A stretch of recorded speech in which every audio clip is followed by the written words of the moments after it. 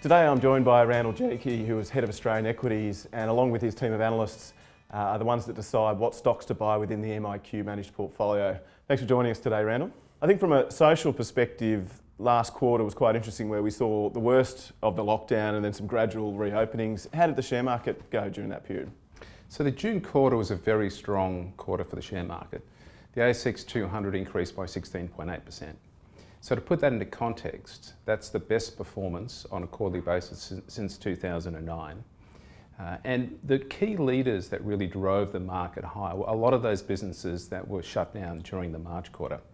So the strength were in stocks like REITs, for instance, that really struggled during March, some of the domestic cyclicals, and then towards the end of the quarter, the banks and financials also did very well.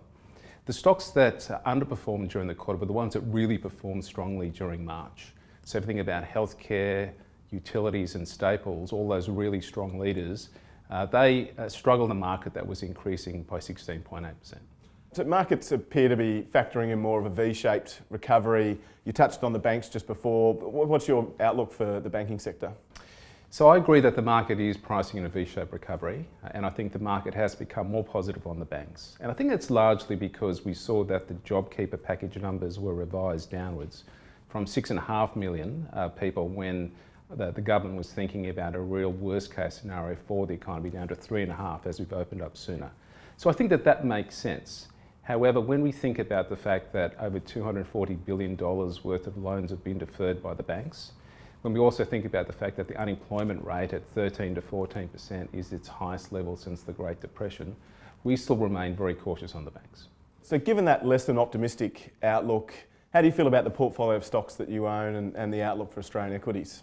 So we think it's going to be a slower recovery than the market's pricing in. We think earnings growth is going to be harder to come by.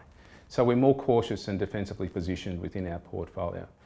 We think it's going to be a combination of good quality growth businesses and businesses that can really continue to thrive in this environment and grow their earnings are going to be the ones that continue to deliver strong performance. So we're cautious on cyclicals.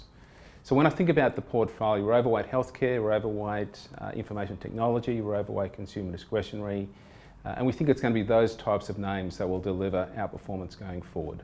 And so can you give us a few examples of some of the key stock positions that you have? So if you think about healthcare, for instance, the key stock positions there are ResMed, Fisher & Paykel Healthcare, and Ramsay. In information technology, Xero and Altium. We've added some other high quality growth names to the portfolio over the last quarter as well. Great. Well, thank you, Randal. And thanks very much for your interest in T.Rowe Price.